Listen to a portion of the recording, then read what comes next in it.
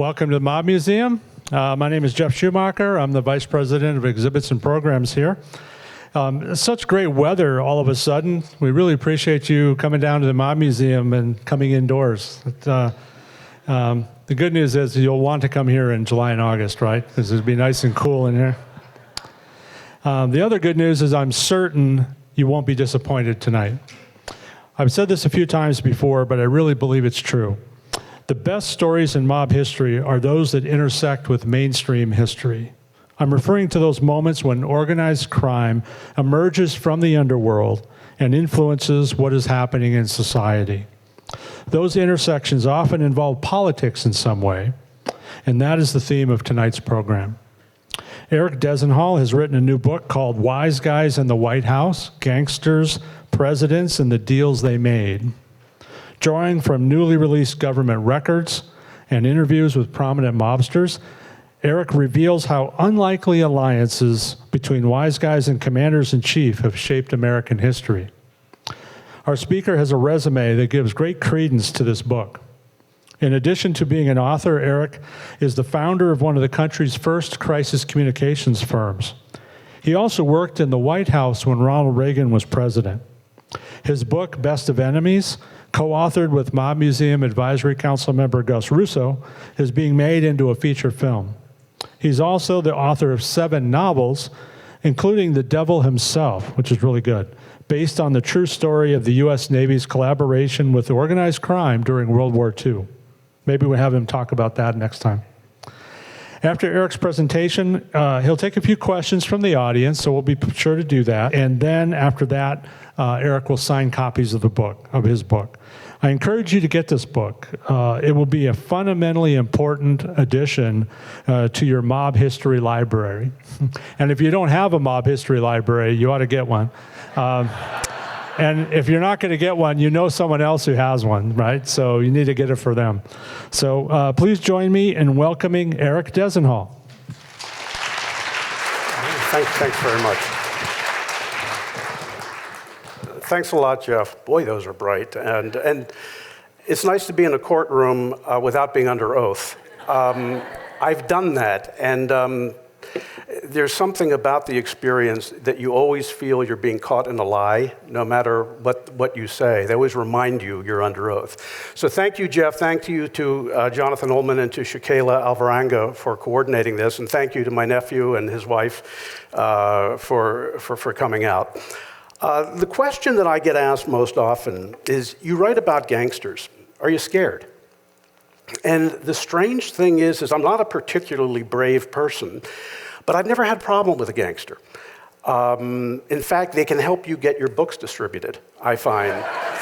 A friend of mine told me that near where I grew up outside of Philadelphia, when you hear of New Jersey, most people think of New York. I could see Philadelphia skyline from the roof of my house, and the Jersey Shore, Atlantic City, was 50 minutes away. And so this apparently a rather colorful character goes into a bookstore, and he has my name written down, and he says to the attendant, "Do you have this guy's book?" And the attendant checks the computer and says, "No, we don't have it in stock." And the guy says, "Why not?"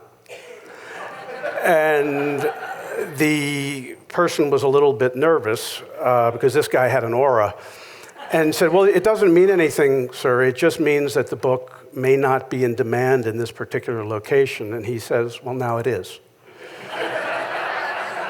And a childhood friend of mine, a prosecutor, sent me a photo of the book being displayed at the entry to this store about a week later. So our first lesson this evening is in economics. So this is not to say that I haven't had trouble with some people along the way. I have. Wise Guys and the White House is a book about relatively recent American history. I basically start with Roosevelt and I go to the present day. There's good news and bad news about that. The good news is you get great sources. There are people alive who knew the players. And that's a fantasy for somebody like me. The bad news is people have a deep emotional possessiveness about some of these figures. They belong to me, not you. You don't write about these people. The toughest are the people who worked for the Kennedys, because they do not like this mafia business. They don't like it at all. And a lot of them are getting older. I was born in 1962, so I don't really remember it. But a lot of these people have very romantic feelings about that time, and they don't care for it. The other phenomenon that you get is in the mob world, why are you talking to my brother the moron? My brother the moron doesn't know how it went down. I know how it went down. Well, I'd love to talk to you. Well, I'm not talking to you. Well, why not? Well, I have a podcast coming up. Okay. So, you do your best. I mean, I've spoken to the son of a very famous mob figure who I don't think knew anything. I don't think he knew anything at all. I don't think his dad told him anything. I've spoken to people you've never heard of who know a lot, but they don't really want their names associated with this. I've learned things about people in my own background that I didn't know until I was in my 50s. Why am I telling you this? I'm telling you this because this book was pregnant for about 40 years, and it's not a thick book. And so the origin of the book was, I'm 22 years old in Reagan's White House. I'm a kid. I was not an important person in Reagan's White House, but there were a handful of kids. I was one of them. I worked for two different offices. One of them was the one that was headed by a man named Michael Deaver, who was considered Reagan's image maker. And when I was there, it was the first time the word spin doctor ever became public. And so I was going to see the president for the first time. And I would love to tell you that I'm a cool customer and I wasn't starstruck. I was not a cool customer. And my boss says to me as we're walking out to the Rose Garden area, "You're from Cherry Hill, New Jersey, right?" I said, "Yeah." He said, "That's mafia, right?" And this is not what I wanted. I wanted to be Mr. Washington. And the fact is it was my hometown and area was in the news a lot. I don't know how many of you are Springsteen songs. There's a song called Atlantic City. They blew up the Chicken Man in Philly last night. Phil, the Chicken Man Testa, was a real guy. Big mob war going on. The Pizza Connection heroin ring, which was the biggest heroin ring in the country, was run out of my neighborhood by the Gambinos. And by the Gambinos, I don't mean associates of the Gambino family. I mean the Gambino brothers. Where I grew up, it was not unusual to have a relative, a family friend, a Little League coach who was involved with that world. It didn't mean that you were. And so my boss says to me, she says, "They killed JFK. They run the country." And I went, "They do?" And the door opens up and out walks the President of the United States. And my head is swiveling from my boss telling me who runs the country to looking at the leader of the free world. And I was stunned by Reagan's appearance. He was much bigger than I expected. He looked a lot younger than I thought he would. His movements were not the movements of a 71-year-old man, whatever he was at the time. And his hair wasn't black. It was the same color in the photos of JFK. It was a soft brown, and there was a lot of gray in it. And I always heard he dyed his hair. And that head swivel is the origin of this book, because I always think about that line from The Godfather when Michael is trying to win back Kay, and she says, "Presidents and senators don't have men killed. You're naive, Michael." And he says, "Oh, really? Who's being naive, Kay?" And so one of the things I've thought about over 40 years is, who's being naive? We are.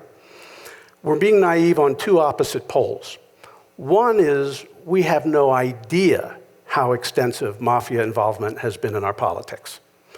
But we're also naive in, I believe, they are grossly overestimated in terms of the things that we think that they do. I'm going to talk to you about a handful of the presidents I deal with. And one of the things I should tell you is this is a book about the mob in the presidency, not corruption in the presidency. So my Democrat friends say, "Why don't you have more about the Bush father and son?" Well, because I couldn't find mafia stuff. And my Republican friends go, what about the Biden and the Clinton crime family? Not a lot of mafia, although there is some stuff on Biden.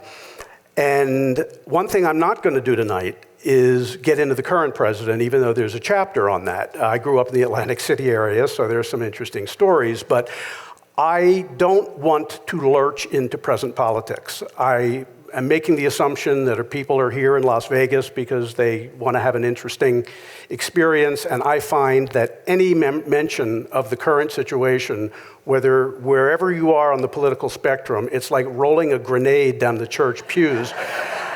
You cannot get out of it, and I'm not savvy enough to know how to get out of it. So let me start with FDR. And forgive me for the sipping. I have these Las Vegas allergies that have come up, so if it sounds like I'm overly emotional, that's what's happening. FDR had a problem. A few weeks after Pearl Harbor, the largest cruise ship in the world, the Normandy, which was being retrofitted for troop movement, blew up and sank at Pier 88 in New York. Nazi sabotage was suspected. I'm not going to get into whether it was or not. Roosevelt sent Navy people down to the docks to figure out what was going on. U-boats had been seen in the Hudson River. We had lost hundreds of soldiers by German U-boats. They had killed our soldiers. Thousands of tons of materiel were being sunk. This was before we were actively at war. But there was no support for the war. Roosevelt was having trouble getting support. So he sends the Navy to the docks, and the guys at the docks have no interest in cooperating. Why? They're guys who work at docks. Somebody shows up in a uniform and says, talk to me. No. Well, there's another reason. Italian Americans had been declared enemy aliens. Now, comparatively few were put in camps the way we know happened with Japanese. But Italian Americans were heavy on the docks. They're not so happy to help. And by the way, I'm grossly oversimplifying all of this. If you want more detail, you'll see it in the book. In any event, they have to be able to infiltrate the docks to stop Nazi sabotage. And you're saying to yourself, what are you talking about, Nazis in New York? Yes, I'm talking about Nazis in New York. The Yorktown or Yorkville section of New York was filled with German-American Bund members, lots of Nazi sympathizers in New York. In any event, they talked to some of the Italians and they weren't getting anywhere. And even though we don't know all of the machinations for certain, one of the people in the district attorney's office was a Jewish guy named Murray Gerfine, and he said, maybe you're talking to the wrong mobsters. And because these Jewish guys are enlisting. And the reason why Jewish guys were enlisting, if we know what happened in Germany, we kind of know why they were motivated. One of the men who tried to enlist was Meyer Lansky, arguably the most famous Jewish American mob figure. He was rejected because of his age, he was 40, and his height, he was only 5'4". But they met him, and he listened to this, and he said, I'll do it, it's patriotism. But I'm going to need the help of Lucky Luciano. And Lansky wrote about this in his private records. Luciano was doing 30 to 50 in prison on the Canadian border for a prostitution prosecution, which was a little, I'm not so sure how good that prosecution was. But it was really basically a life sentence. And Lansky said, here's the proposition. And Luciano said, look, I'm willing to help, but helping the government, look at me, look where I am. They hadn't seen each other in 7 years, by the way. Lansky had apparently, with a Navy guy, brought corned beef and lots of stuff from New York City. And Luciano said, look, I don't want to stay in prison. And Lansky said, we're working on it, but we need to use your name because my name alone can't do it. And Luciano gave his permission, which was validated by some of the other Italians. What then happened was the dock workers accepted Navy people as undercover dock workers. And they infiltrated the ports. They infiltrated the ships. There were Navy people on fishing boats. The other thing that was happening is Lansky and other Jewish mob leaders were getting tips about where the Nazi people were holed up. FDR's top propaganda advisor was Walter Winchell, who was the leading journalist of the day. There's nobody like him because now all 8 billion people on the planet are journalists. Back then, he was the guy. Well, guess who Walter Winchell's neighbor was in the majestic apartment condominium on Central Park? It was Meyer Lansky. And one of the things Lansky wrote about in his private records is he would give Winchell tips as to where, Winchell would give him tips about where the Nazis were, and Lansky would send a crew to deal with them. And one day, this is my favorite part of this particular episode, Lansky ran into Walter Winchell in the lobby of the hotel of the apartment and said, "Walter, you gave me a bum steer. You sent us to this address, and there were no Nazis there." And Winchell was terrified. And I'm so sorry. I thought it was a good address. I thought it was good." And Lansky says, "Don't worry, Walter. We found them." And this went on throughout World War II. And the other thing that's important here is, who did Roosevelt put in charge of the waterfront, his top waterfront advisor? His best friend, a man named Vincent Astor, one of the richest men in the country. So here, it's wise guys and the White House. Did Roosevelt ever say, "In this memo, I hereby authorize you to use mobsters"? No, but he did say, and you're going to see this theme over and over again, do what you got to do. That's how the orders were given. And Vincent Astor supervised this. Later on, when it became time to deal with the invasion of Europe, they needed contacts, Sicilian contacts, because Patton's, I believe, 7th Army invaded Sicily successfully. But they needed contacts in Sicily. They needed to know where to come ashore. And Lansky and Luciano's people, and a man named Sachs Lanza, you have Lansky Lanza, it's a little bit a mouthful, brought people to speak with the Navy leaders at the Hotel Astor. That's where the meetings were held. And the invasion happened. It was successful. There is some of the leaders of the invasion were Italian Americans, Alfieri, Marzullo, because they could speak the language. There was a lot of false propaganda that Italian Americans might be loyal to Mussolini. There is very little evidence that that's true, and a lot of evidence that Italian Americans looked at themselves the same way Meyer Lansky looked at himself. We want to be Americans. That's what we want to be. And so there was this push to bring these contacts to help with the Sicilian invasion. Well, Luciano, of course, wanted to know, what about me? And he ended up, his sentence was commuted by the governor of New York, Governor Dewey, who was the one who put him in jail. And Luciano was deported. He would rather have stayed in New York, but he was deported to Naples, and even though he was Sicilian, he made a brief jaunt in the 50s back to Cuba when the boys were running Cuba, but Frank Sinatra flew down to Havana to see him with a briefcase filled with cash and a whole lot of young women, and word got back to Harry Truman, who went, no, he's not partying here. There's a lot of mythology surrounding what was known as Operation Underworld. The government denied this for 40 years.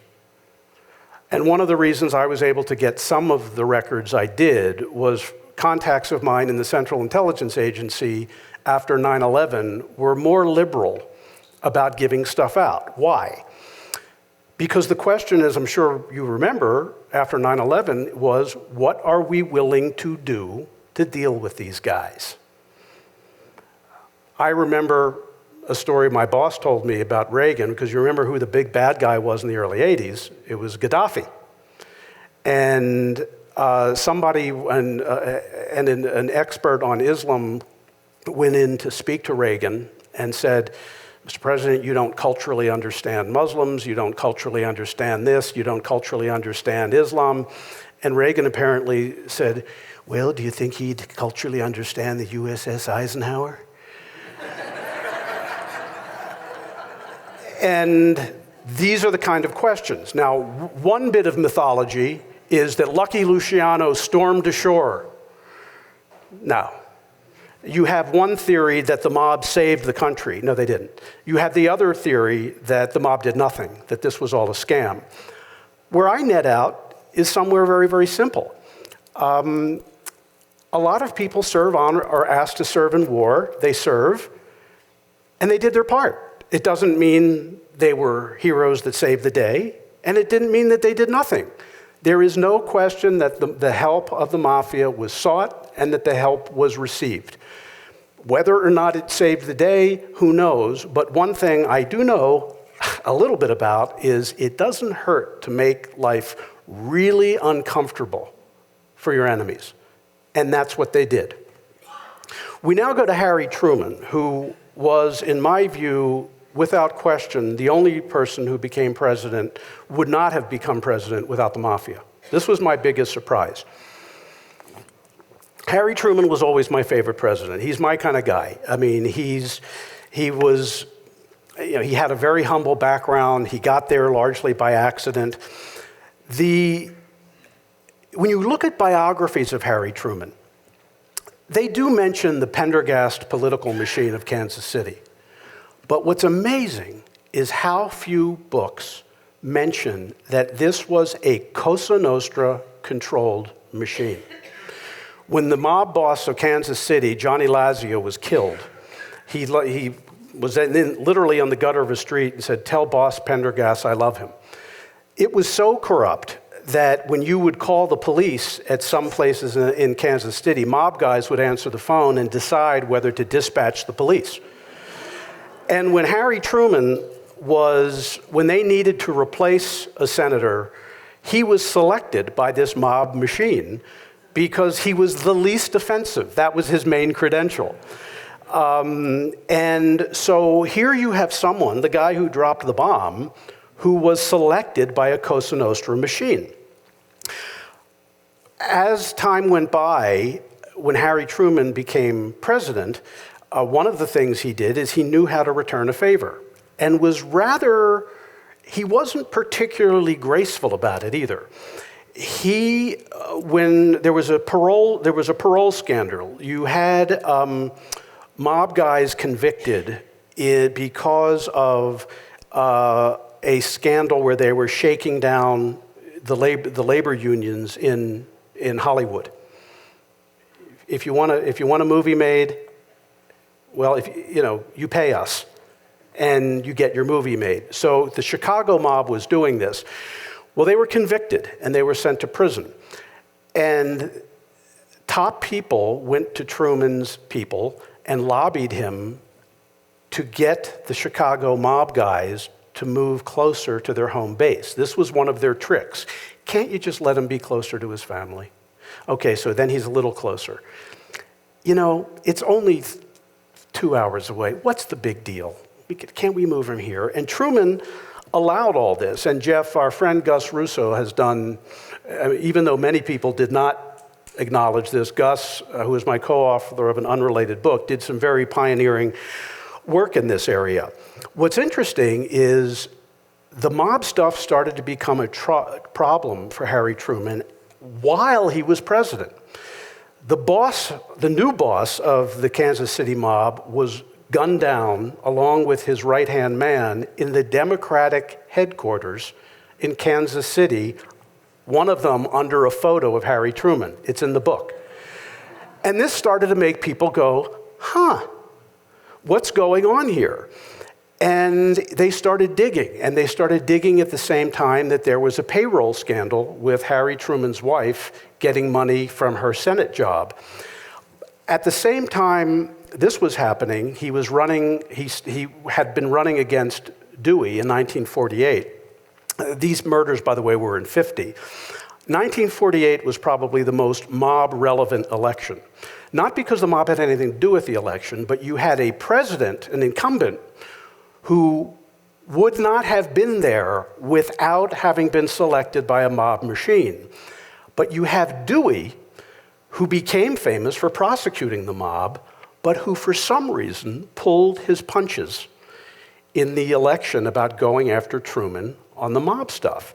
And one of the reasons why, there were a lot of rumors that he had been paid by Luciano and his team for the sentence commutation. I don't believe it. But if I learned anything in politics is that the truth doesn't always matter. And I'm retired from my business career, but I worked on scandals, the most nasty scandals, corporate scandals you can imagine. And one of the first things that I always had to say to clients is, don't think about the truth now. Think about what people want to be true, because that is what the story will be. We all think we're independent thinkers. We're not. We're organisms. And what Harry Truman and Dewey understood is what people could do with it if they wanted to. Couple quick things that happened during the Truman era. And by the way, Truman ended up not running again. And what's interesting is he was pretty candid later in life in diaries. He would write, I had to let this gangster steal in order to help accomplish some other things about my agenda. I didn't want to, but I had to do it. I see no evidence that he ever took a dime, by the way. I'd be shocked if he did, because what's interesting is when you make these deals, there's certain rationalizations. I mean, you have these guys who worked for Nixon who ordered these horrible things but would never cheat on their wives. I think Harry Truman let the mob do what they did, but rationalized, I never took money.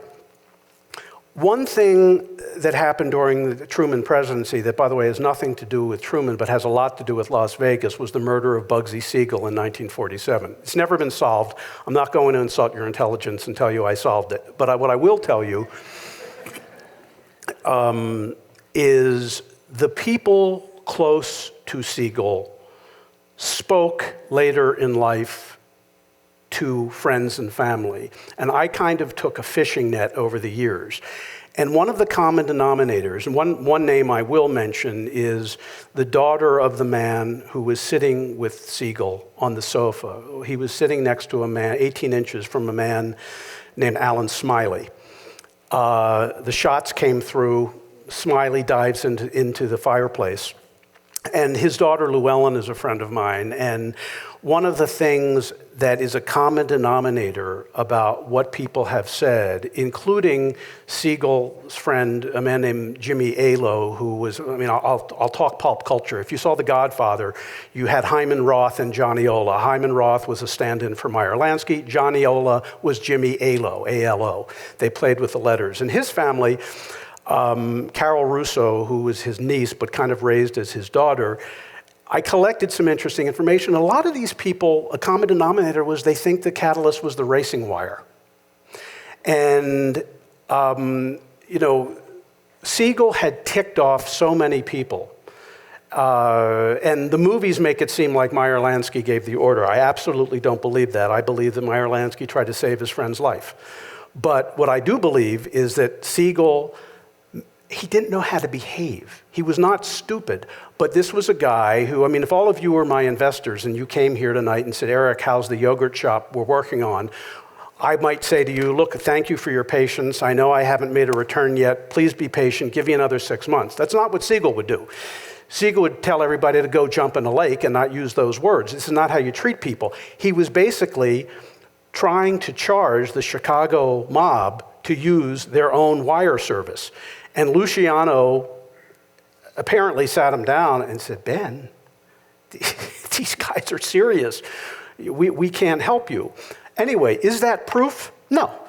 But it's interesting, a lot of what you're dealing with this type of subject matter is anecdotal, and there's a lot of anecdotal to support that that this had something to do with it. The other thing that happened before I get to the Kennedys is the Appalachian meeting. Now, for those of you who don't follow, who are not mob nerds, the mob was really denied by the federal government. for many years, and I'm going to get into Hoover in a minute. It all blew up in November of 1957 when there was a mafia conclave in upstate New York, where 62 of these guys were caught and arrested for having this big meeting. The new De Niro movie, where he plays both Frank Costello and Vito Genovese, show this. And by sheer coincidence, I learned something interesting at middle age. My grandfather's business partner was one of the people there. And the business partner, it was a legitimate business. It was liquor. And I said to my father and my uncle, this man who was there, who I changed his name in the book, I call him Uncle Vince. His name was not Vince, but he was one of the bosses of Philadelphia. And I remember as a little kid sitting around, and my grandfather and Uncle Vince would say, here, drink this water in this little glass. And I'd sip it. It was anisette. And I spit it out all over the place. Well, I'm interested, my kind of writing is more, what I like in writing is what does he want from her and what is she going to do to get it? I want to know the people. And so I said, what was the emotion? What was the feeling? And what I was told was that Genovese and the others were absolutely mortified at the arrest. They knew that it was the beginning of the end. Genovese knew he was going to be blamed for being a catalyst for this meeting. They didn't see themselves as gangsters in their hometown. And the whole idea of the wise guy, you saw this in The Sopranos, walking out with the police, hey, I'll be out before my soup is cold, and that was not how they reacted. They reacted with shame.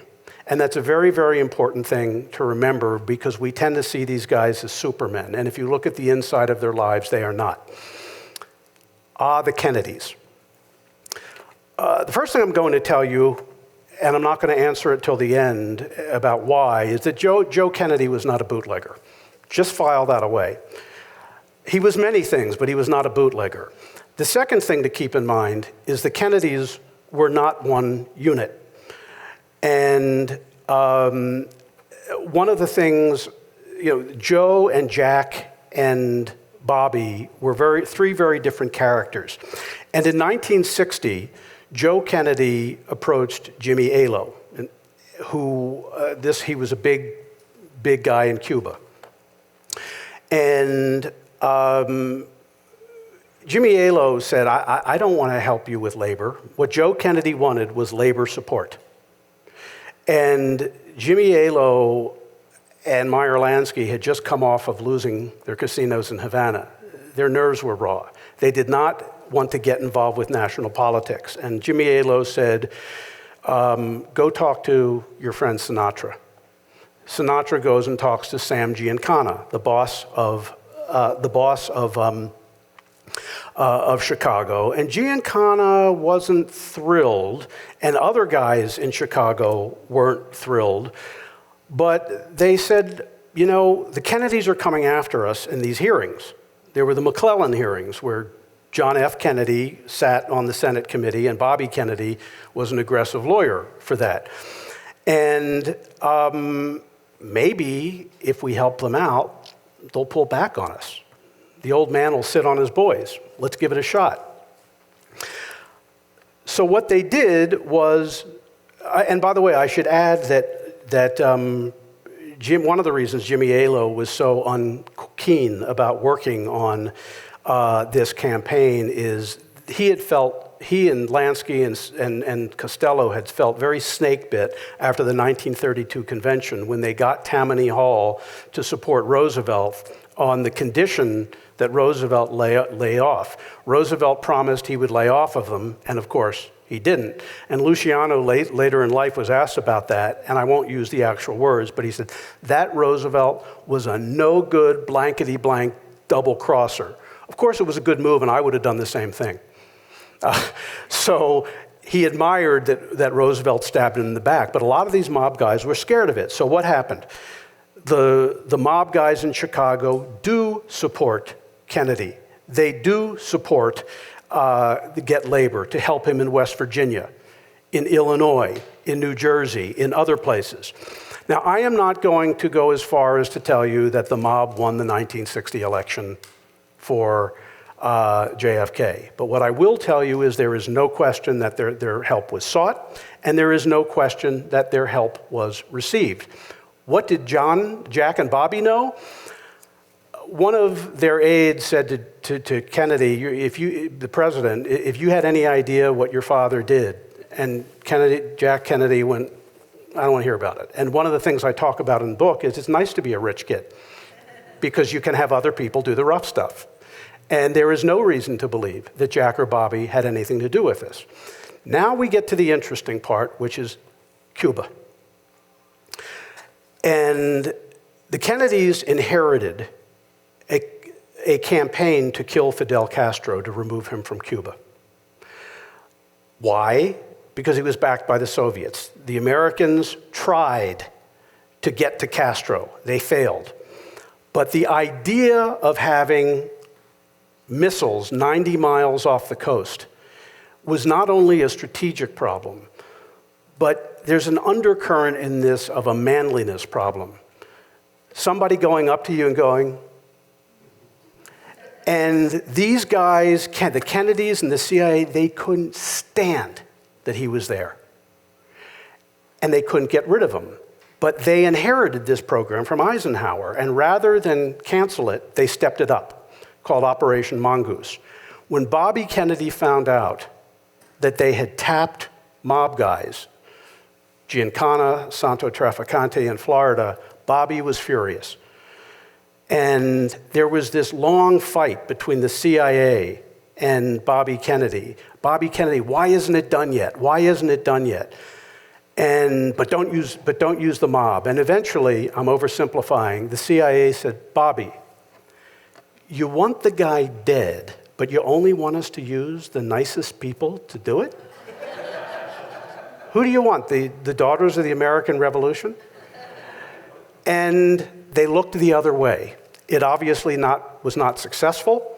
There was probably 7 or 8 attempts to kill Castro, and it didn't work. But the Kennedys and Lyndon Johnson validated it, said that there was a murder, they were running a Murder Incorporated down in Cuba.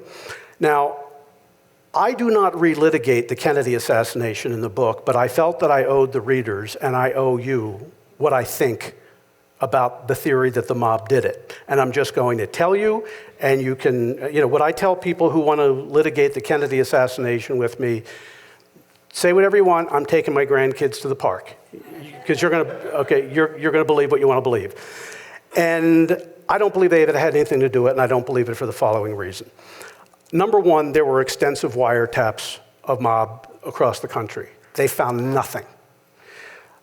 In fact, they had listening devices of the mob, including Chicago, New Orleans, shocked. They were happy. Some of them were thrilled Kennedy was dead, but they didn't find anything. Second, you know what the wiretaps also found? Terror. The mob was terrified they were going to be blamed because the Kennedys had come after them. And they certainly had the motive. Nobody's questioning motive. But if you read them, Angelo Bruno, my hometown guy, said, do you know what the FBI did to one of my guys who shoved him? They beat him within an inch of his life. There was the same conversation in Chicago, the same conversation in LA. There are very few things in life I know for certain, but one I will tell you, do not screw with the feds. The idea that these guys are going to bring down the wrath of the federal government, I think, is absolutely preposterous. And third, the thing that catalyzed the McClellan hearings were when a mobster threw acid in the face of a reporter named Victor Rizal. That caused the Senate to go, that did it. We're holding hearings. Imagine what would have happened if you murder the President of the United States. It's not just that they would come down on you because you broke the law. It's emasculating. You don't kill my guys. I kill your guys. Also, Jimmy Alo and others in his orbit, their reaction over the years was, this is the stupidest thing I ever heard in my life. It's not what we do. Their MO is not killing, in America, that is, not killing politicians. It's only happened a handful of times. However, guess what started to happen in the 1970s? Once you got moved away from the actual assassination, mob guys started walking around going, you know who that was, don't you? And you know who I did business with in Prohibition? Joe Kennedy. I don't believe them.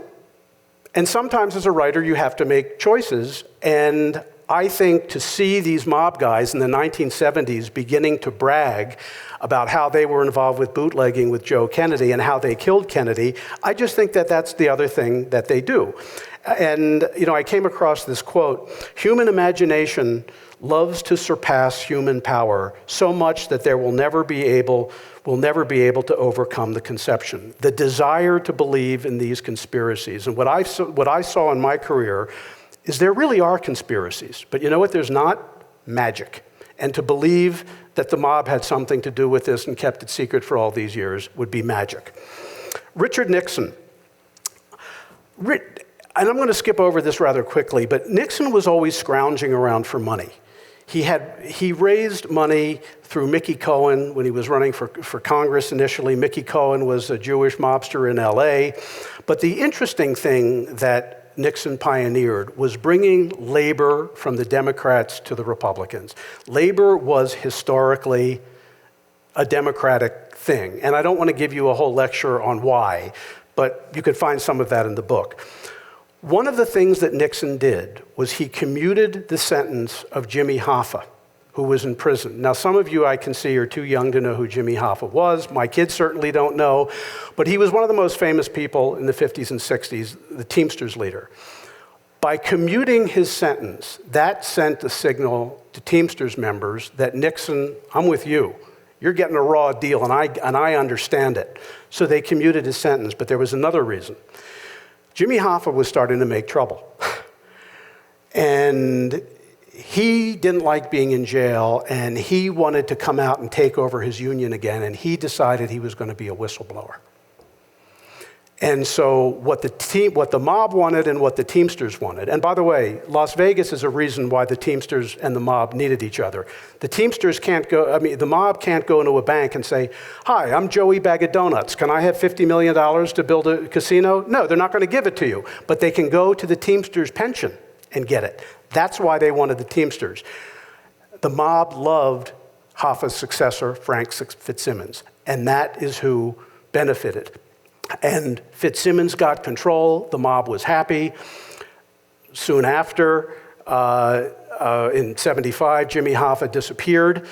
And Nixon set this in motion. I should mention to you as a sideline, because he's a friend and I'm protective of him, there is a lot of interesting new work being done on the Hoffa disappearance by my friend Dan Moldea, who is the country's leading expert on the disappearance. And you can, if you Google it, see some recent news that's coming up about the body. But all of that started with Nixon.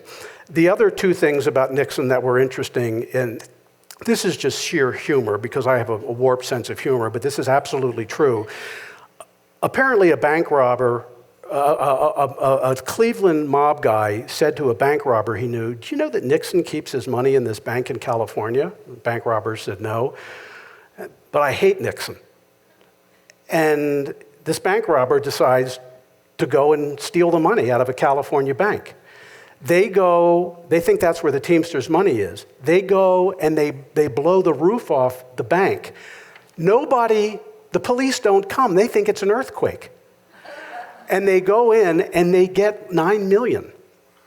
And they get away with it, but the reason why they get caught is one of the guys in the house they were staying in didn't turn on the dishwasher, and they got their fingerprints. But what I love is the whole idea of a mob guy going to a bank robber and saying, "Do you know this is where he keeps his money?" And the bank robber going, "I hate that guy," and getting a crew and going and doing it. By the way, this same crew of bank robbers robbed again years later and sued the bank for underestimating how much money they had that's America. That's America. The final thing that I like about Nixon is he wrote a lot, he spoke a lot on the tapes about the Bay of Pigs, the Bay of Pigs, the Bay of Pigs. And what we believe that means is it's a reference to what he may have known about the attempts to kill Castro. He wasn't behind it. But one of the things Watergate prosecutors will tell you, and these people are still alive, they don't know what catalyzed the Watergate break-in. Still don't know.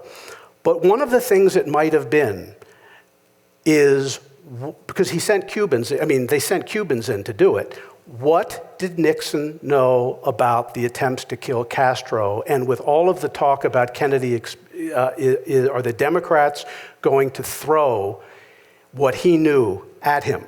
So I put it to you to look at the book, and you'll see that that could have been, when you're a guy like Nixon who's into everything, you don't know what they have on you.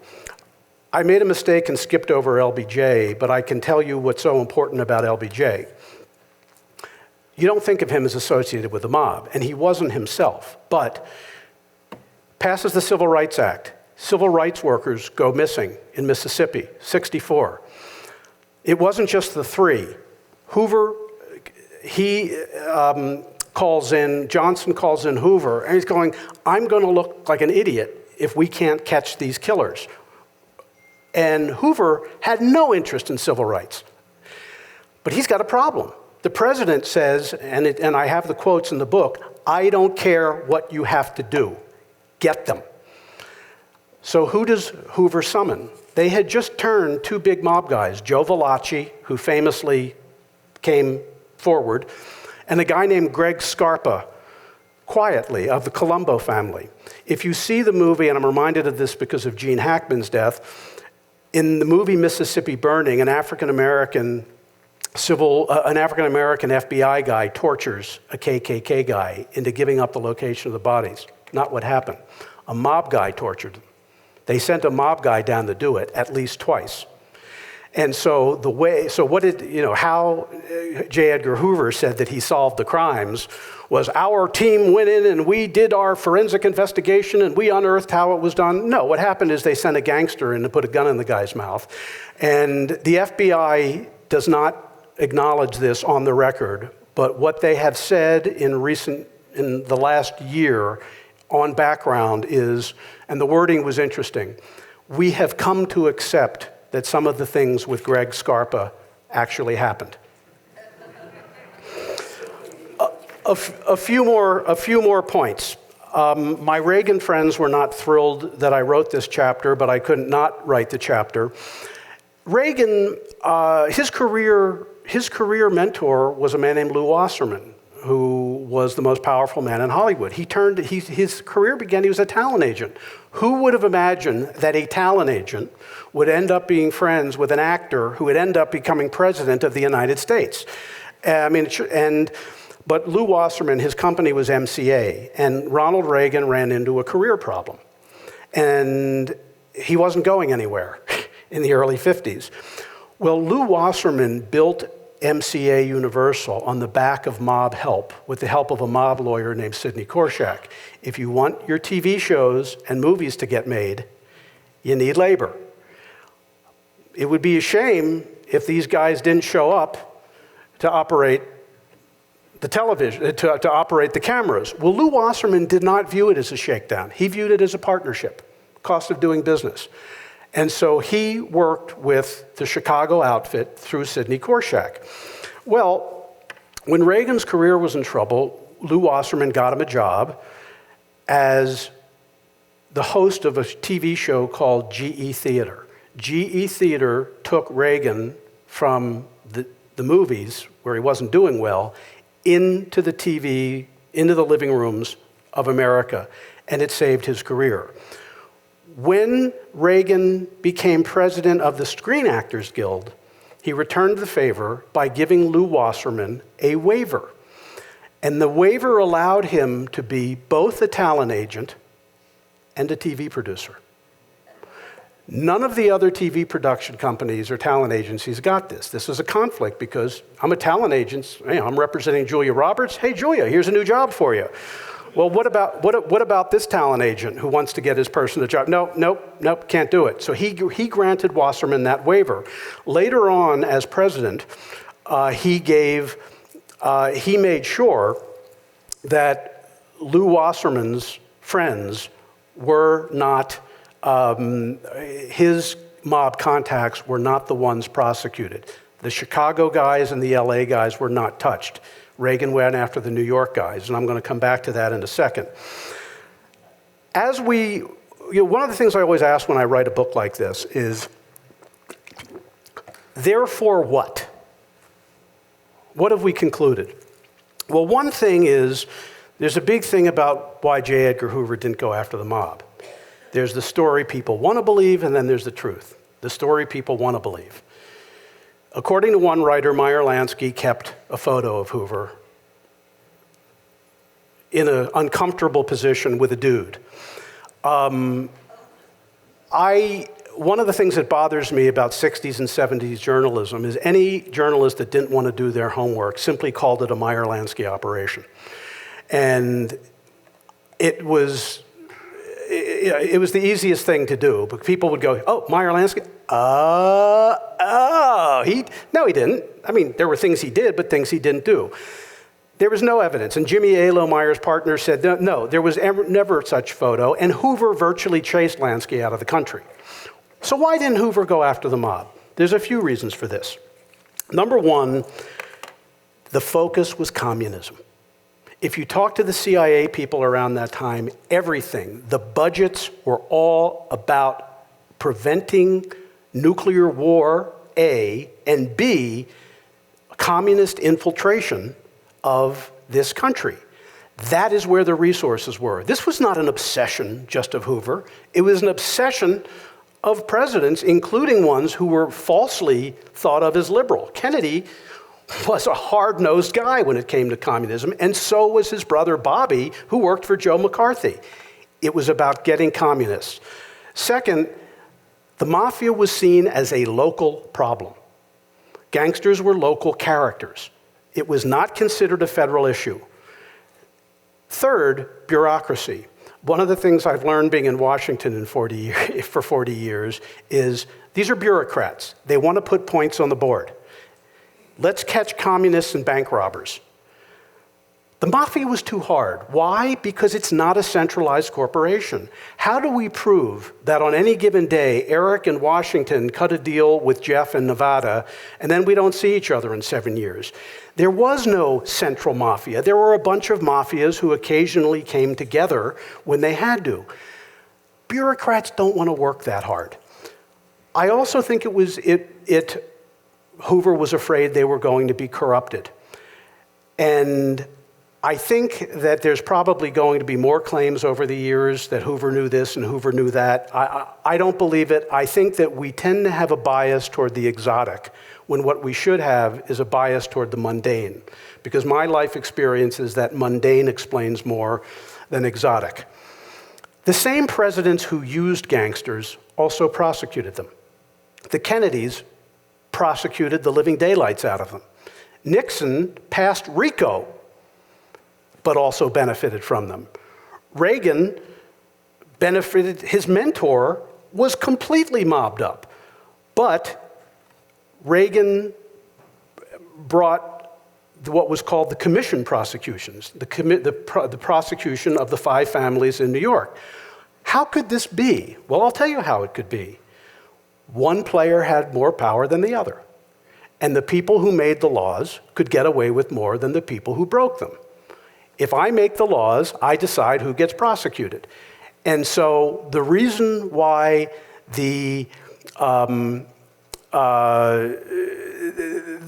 presidents got away with more is because they could, because they have the power. And, oh, by the way, I should mention with the Reagan issue, our friend Dan Moldea did a very good book that talked about Lew Wasserman's contacts there. But when you have the power, you can do things like that. And also, these presidents, when it came time to go after mobsters, they went after the ones they could go after, not the ones who were helping them. Now, I mentioned before that Joe Kennedy was not a bootlegger. When I say that, people lose their minds. I get threats. They have to believe he was a bootlegger. It explains everything. Joe Kennedy was in the liquor business. But what made Joe Kennedy special is he knew how to dance along the legal line.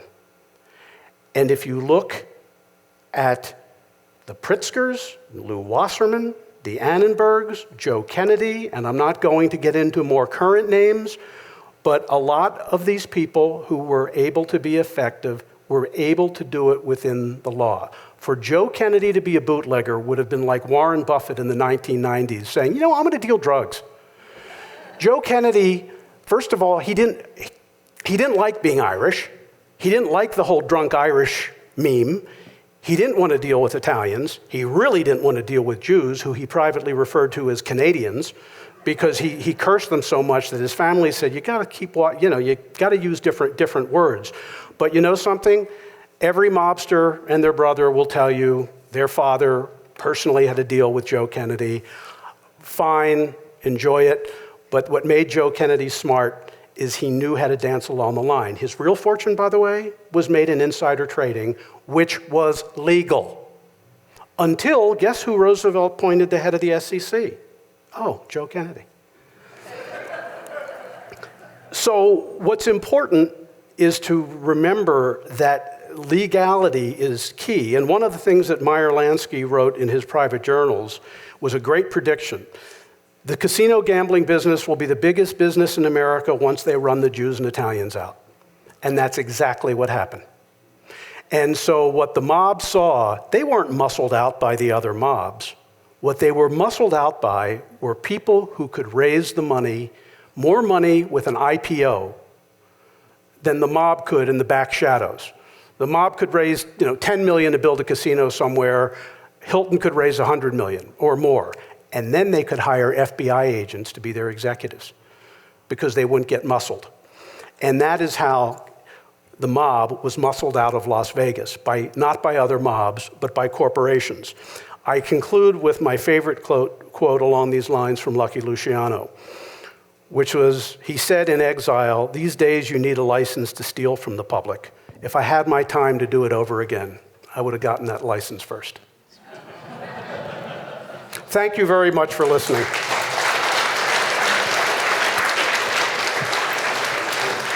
Thank you, Eric. So we can take a few questions from the audience, and so you want to raise your hand, and then we will. We have one here in the middle, and we'll bring a microphone to you. Thank you very much. That was a great talk, by the way. Thank you, sir. And I can't see you, so if I look like I'm being antisocial, like looking around you, it's not. If I wave my arms like this, is I see the arm wave. Do I look? Can you see me now? I see you. Yes. Great talk. Question: with all the recent release of documentation about the JFK murder, have you had a chance to go through that? Do you have any comments or thoughts on that? I do have a comment. I haven't read all of them. What it's going to show is that the CIA was into a lot of stuff that we didn't know about. That's what it's going to show. It's not going to show that who killed President Kennedy, because, quick anecdote, in the book I wrote with Gus, I talked to a KGB guy, and he said to me, "Eric, do you know theory? CIA killed Kennedy." And I said, "Yes, sure." He says, "Do you know where this comes from?" And I said, "No." And he bops me on the head and says, "What do you think I do, 60s, 70s? I said, "I don't know." He says, "We pay left-wing professors and writers to say this." Yeah. And I said, "Well, who do you think killed JFK?" And he goes, "Effing idiot Oswald. But Eric, no money in this." So, but what these will show is, I do believe that the CIA and the FBI covered up the fact that they weren't on top of it, because that's what bureaucrats do. But no, they're not going to find that Carlos Marcello, gave the order. But it is a worthwhile release, and I think it merits listening to people who know more about that than I do. Eric, I don't know if you remember, there's a book that kind of documents this whole.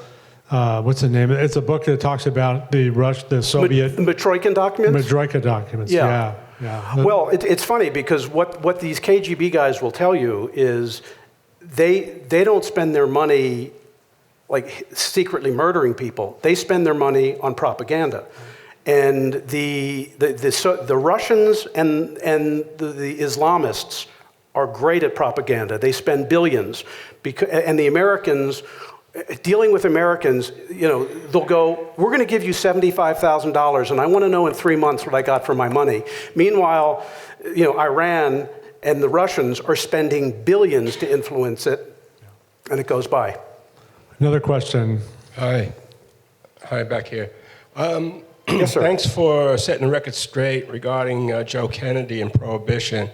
I was also wondering, you mentioned there were 7 or 8 assassination attempts against Fidel Castro.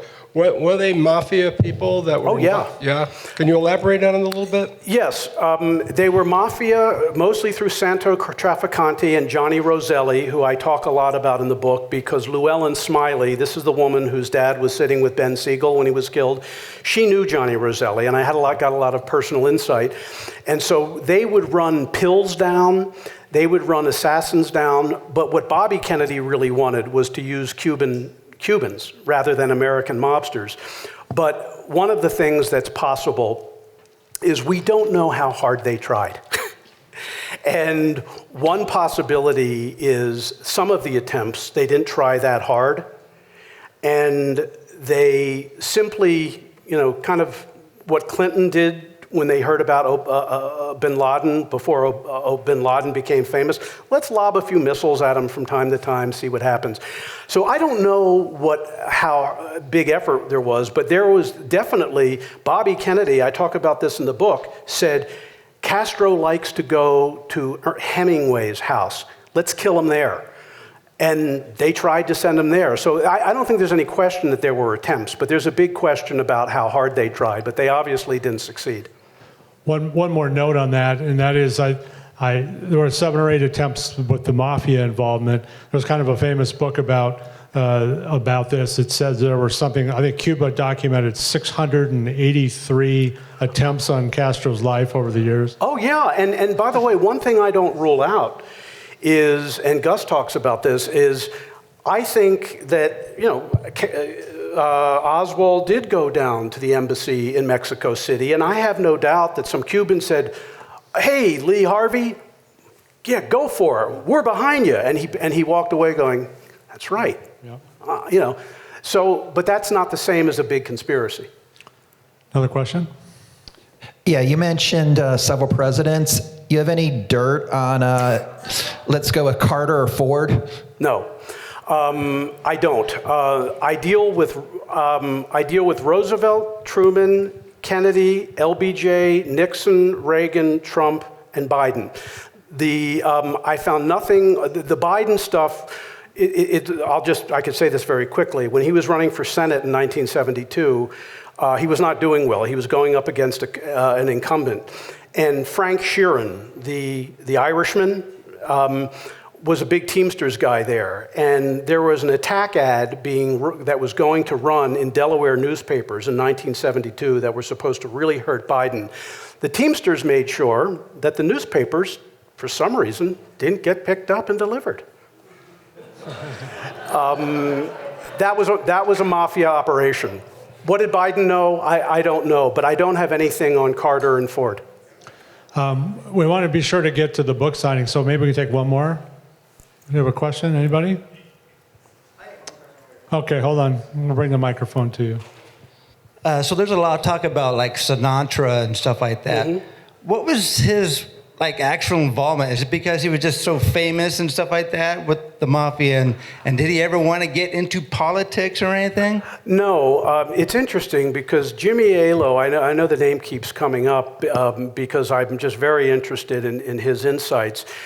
Couldn't stand Sinatra. He thought he was a wannabe. And so in the eyes of a lot of people, Sinatra was a tough guy. In the eyes of the tough guys, he wasn't a tough guy. And, I used to see this all the time growing up, that there was always some guy standing on the boardwalk with a toothpick in his mouth, talking like that. Yeah, I know, Jeff, I could take care of that, no problem. But he's nobody. And so Sinatra really did know those guys. He liked hanging around them, and they did help him in his career. You know, these nightclubs were mob controlled. MCA, Lou Wasserman's company, grew as a booking band company for booking nightclubs. That's how they grew. So Sinatra did know them. What Sinatra was motivated by is he wanted prestige. And he was infuriated with the Kennedys because when things got too dicey with his mob connections, not to mention the fact that JFK was having an affair with Judith Campbell, who was also having an affair with Sam Giancana. But no, JFK wasn't. Somebody asked me, was JFK passing money back and forth? It's like, no, I don't think JFK is in the Oval Office saying, well, I think we need to fill up this briefcase with more money to take to Sam. No, he didn't know anything about it. But the girl, the woman, they were involved together. But Sinatra, he just liked being a part of it. And look, a lot of people do like the whiff of being around it. But if they were ever asked to do something violent, they couldn't follow through.